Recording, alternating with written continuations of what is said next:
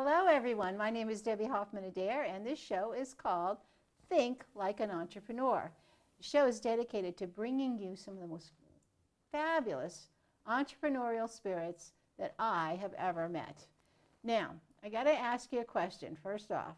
Have you ever had it where a friend tells you you've got to meet somebody?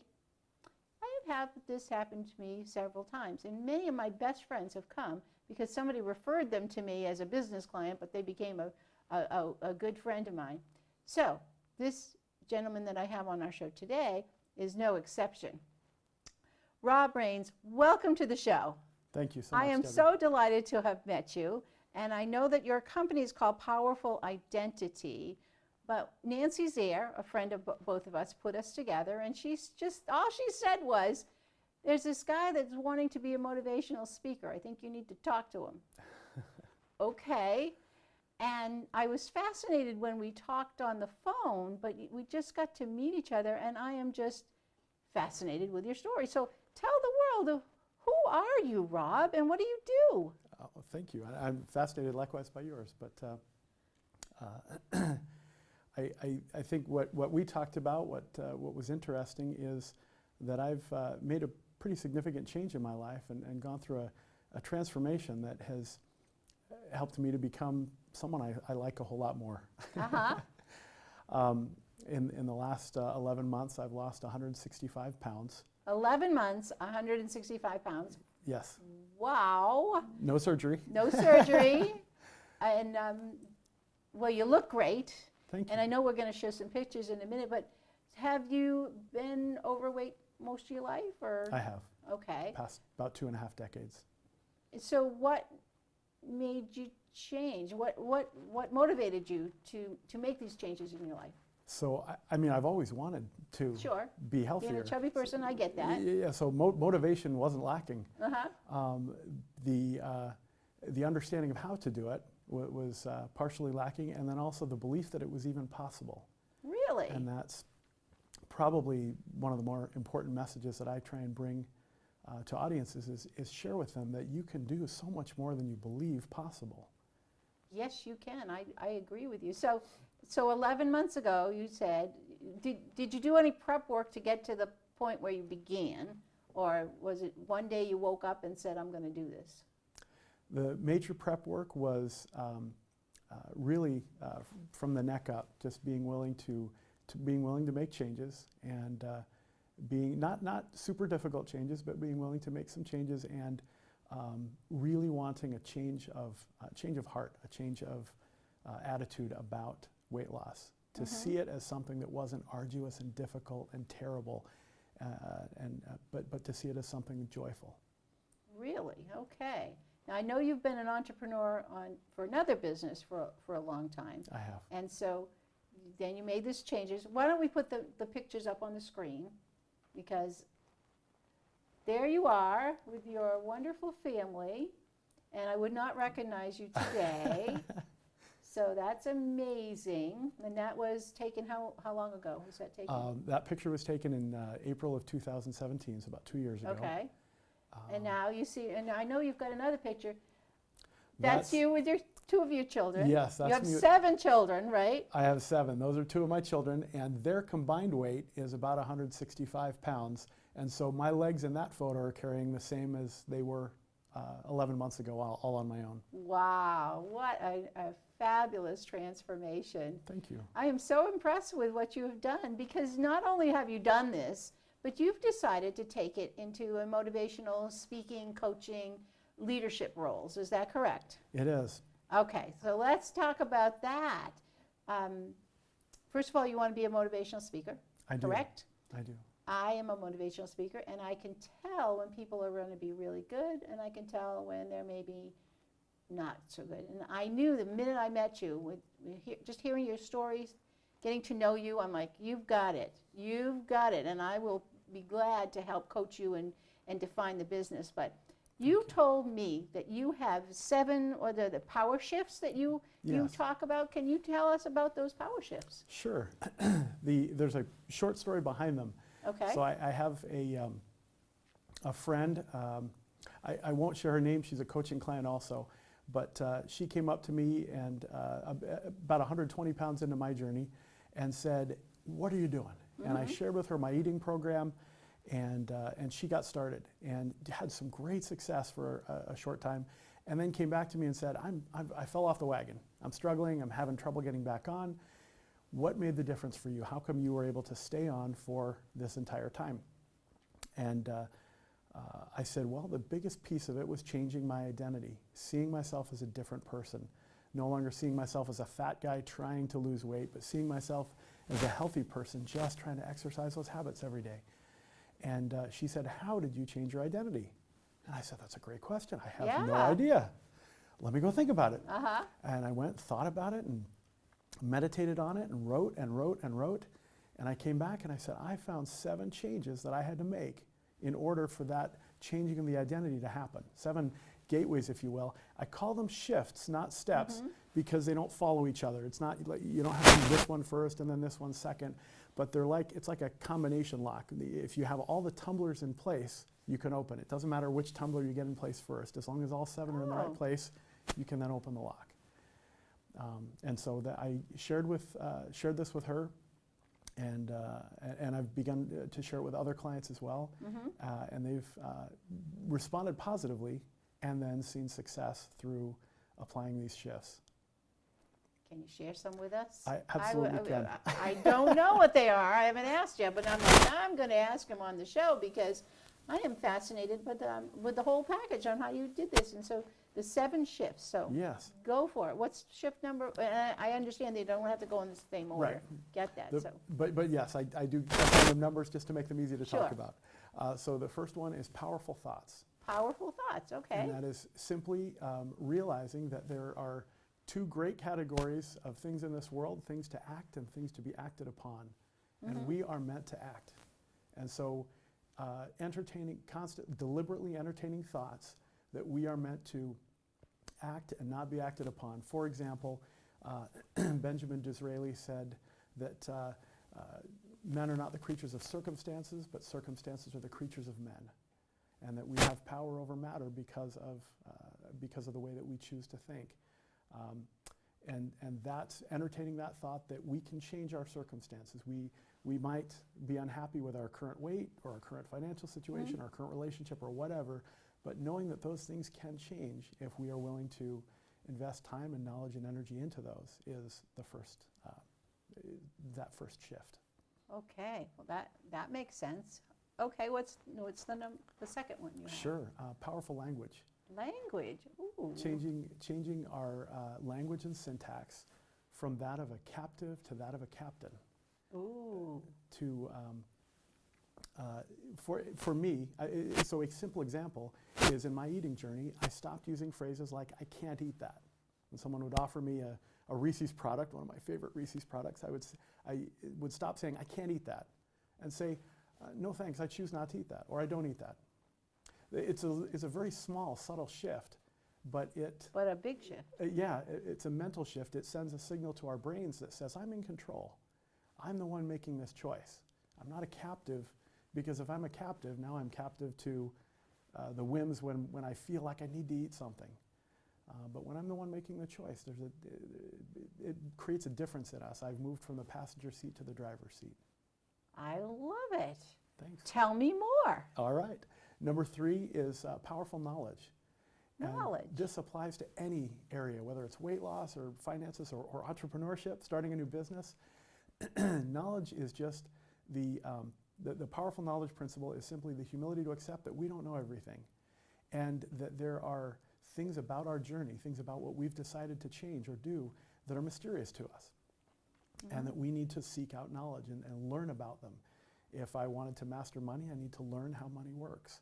If I want to improve relationships, I need to learn better communication. By the way, I've had to do all of those things. And to lose weight, I also had to learn a lot more about nutrition, more about which foods are good, which foods are not good. I needed to learn about myself. In my particular journey, I have a sugar addiction. And so there are a lot of people that are very successful in moderating food.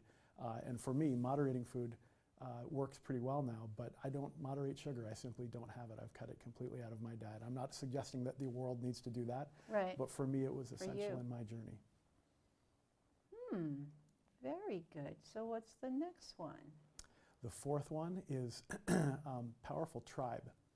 Tribe. Yes, Well, tell me more. sure. That's the idea of instead of a shift away from going it alone to creating or joining a culture of support.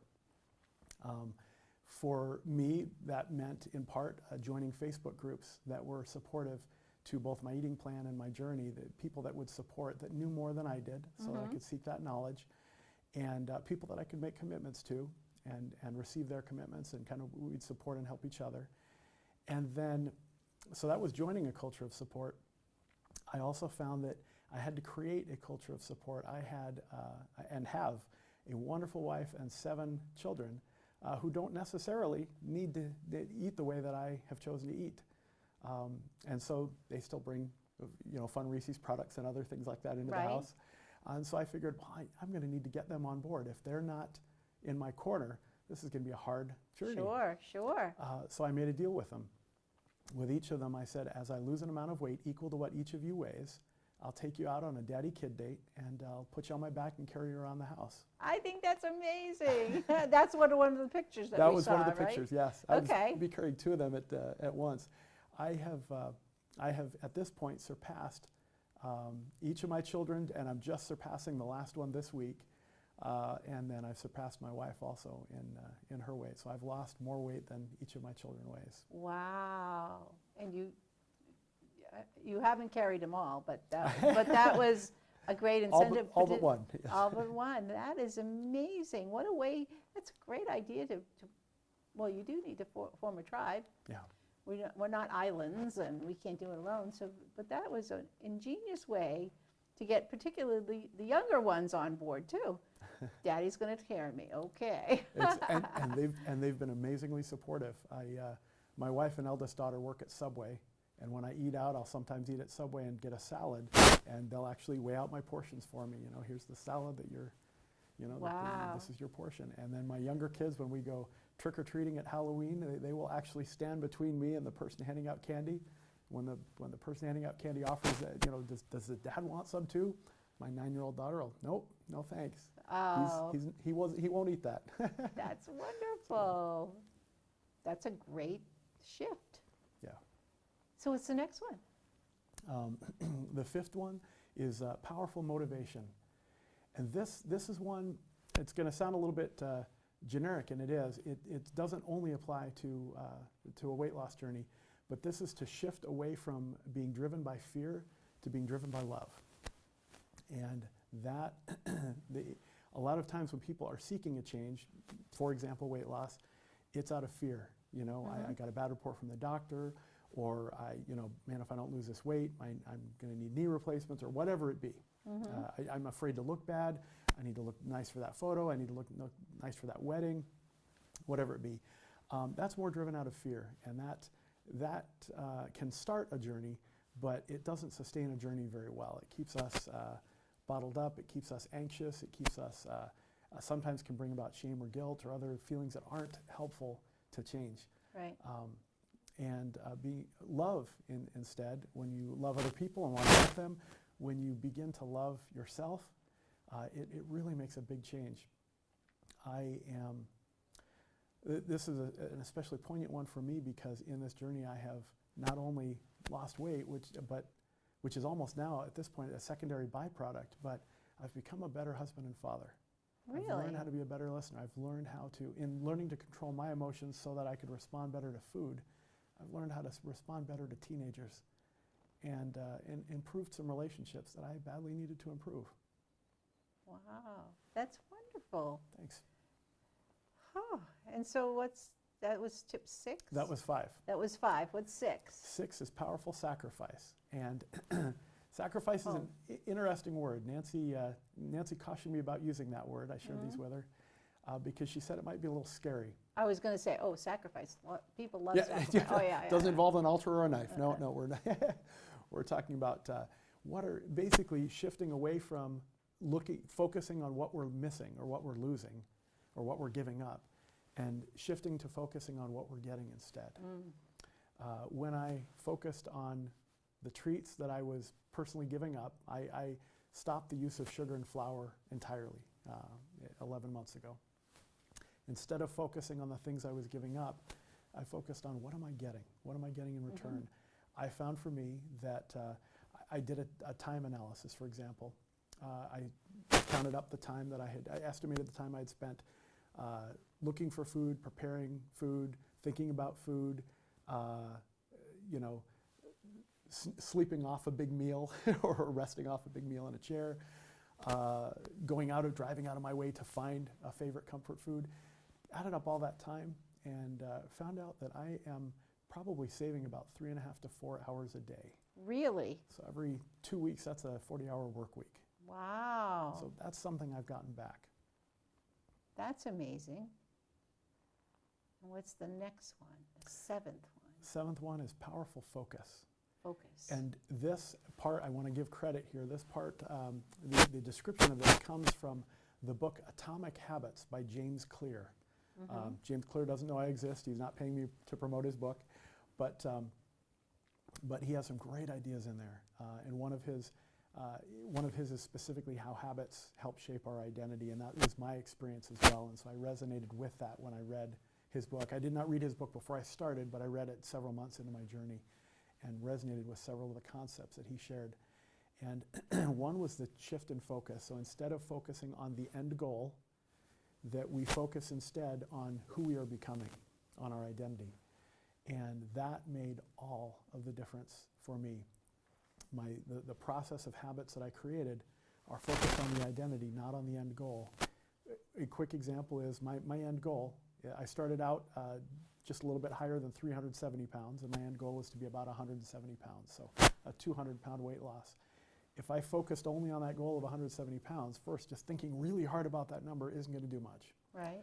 But secondly, if my happiness is hung on that 170-pound mark, then the entire journey from 370 all the way down to 171 is miserable and arduous and difficult. But if I can focus on who I'm becoming and the habits that I'm doing each day, then every single day that I'm successful, I can smile and say, this is a good day. I'm happy, I'm enjoying this. And so the entire journey then becomes enjoyable and one that's joyful and fun and a journey of discovery and enthusiasm, not a journey of fear and difficulty. Well, this is an amazing story, and you call your company Powerful Identity, so the word identity is number one in your, you changed how you look at yourself, I guess, is that the easy way to put it. Absolutely. The quick explanation is that our identity or our self-image is part of our identity. And our self-image is like a mirror that we carry around inside us every day. It's a mirror that we everything that we say or do or think, we bounce off of that mirror to make sure that it jives, that it's correct, that it resonates. And if we see ourselves as someone that's not powerful, that someone that can't do it, if we see ourselves as someone that's fat or poor or a loser or whatever it be, then our identity, believe it or not, actually pulls us toward it. We can make specific goals to move in the opposite direction. We can make New Year's resolutions. Right. But if we don't change that identity, it continues to pull us in that old direction. Whereas if we can change the identity first, it literally pulls us in that new direction. I can open the freezer now and see a bucket of ice cream, and I genuinely don't want to open that up. Good. I know that if I did and took a bite, I'd get the dopamine hit, I'd feel that rush of sugar. But I look at it and I say, I don't want to become the guy, the husband and father that I was, that was, hoarding the ice cream and sitting off in a corner and ignoring members of my family. I want to be engaged. I want to be healthy. I want to be able to raise my kids and have fun. And that, I love who I'm becoming and genuinely don't want to eat those foods anymore. I genuinely want to get outside and walk around. I genuinely want to do the habits that we should be doing anyhow. And those habits naturally bring me toward that goal. And so it's not a battle of willpower. It's not fighting this arduous battle anymore. It's really genuinely a joy to change. Well, when we talked on the phone, I remember you saying you you want to be a speaker, and in my head I was like, oh yeah, you're going to talk about weight loss, and you're like, no, no, no, no, no, that's a byproduct, but you wanted to help people learn that they could change. Yeah. And that's why I'm like, oh, okay, let's meet you. And I've been fascinated by meeting you and your whole story, because this idea that you have, it can go everywhere. I mean, corporate America, that's what I thought. I'm like, boy, how many people that work in corporate America cannot see that they could be a success, or that they could have that a new position or whatever. They don't even see it as a possibility. I like to look at possibilities. I mean, my whole life I'm like, I have no idea how I got where I am, but I'm at least open to possibilities, and God has been good and put me in different places, but so many people can't even see a new vision of themselves. Yeah. And I think that that is so needed. But not only for corporate America, I can see it for high schoolers, I could see it for, there's no limit to people that need to hear your story, because it's not about weight loss, although that's a really good visual, those pictures, but it is about giving yourself the new identity, the permission to succeed, if you will. Yes. And I think that that's fascinating. I am so excited about your upcoming speeches. I know that you're going to be doing quite a few, and you've got one that I'm helping you book, and Yes, thank you. they'll be all over the place, I know. Let's give our viewers some of your information on how they get a hold of you. Sure. We're still putting in place things like a phone system and a website, but a great way to reach me would be by email at rob@powerfulidentity.com. Okay. And you welcome people contacting you, correct? Please. Because absolutely. I know that right now you've got quite a few coaching clients. I do. Are all your coaching clients doing weight loss, or are they trying to achieve something else? Currently, all of the coaching clients are involved in weight loss. Yes. But it doesn't have to be weight loss, right? It doesn't need to be. The coaching program is built around the 7 shifts and teaching people how to master those shifts.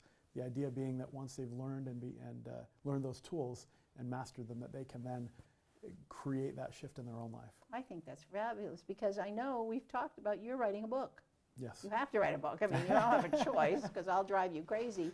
Because all of these things that you've said, I mean, I think that when people have heard them, they're like, wow, I never heard of that before, or I've heard of it, but I've never heard it in that way.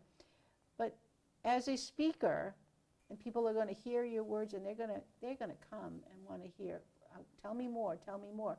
But a book for you, entrepreneurial-wise, is they need to take a piece of you home. Yeah. So that's why the book is so important, particularly for you, listing those 7 things, because you've listened to them and they've been fascinated, but I've already kind of forgot them because I moved on to the next one, you know, the verbal thing. But if I could have that book about going back and saying, okay, and I don't have to go in order, because you already told me I don't have to go in order. So I think that that's got to be a real priority in your business life. You'll have I commit to finish the book and to give you my second copy. Sadie gets the first copy. Okay. My wife Sadie gets the first I'm copy. going to see it before it's printed, because I'll help you edit it and make sure Even better. You'll get it all organized for your website and for all your speaking engagements. Great. Thank you. Well, what else do we have to tell the world about? I always ask my my guests to give some advice to entrepreneurs. Like, I know you've been an entrepreneur for a long time, and this is the newest business, but is there any bit of advice that you would give entrepreneurs on how to be successful in business? I would.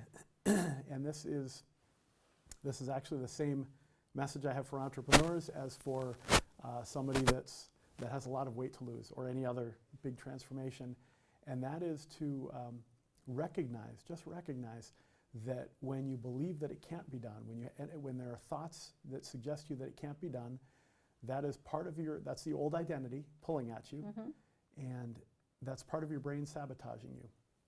And it's okay, there's nothing wrong with that. Look at it non-judgmentally, and just realize that you have more power than you realize to change those circumstances, that you can basically write down what you want to become, where you want to be in a year or 5 years or whatever it be, and then commit to learning how to do that and believing that it is possible and making that change.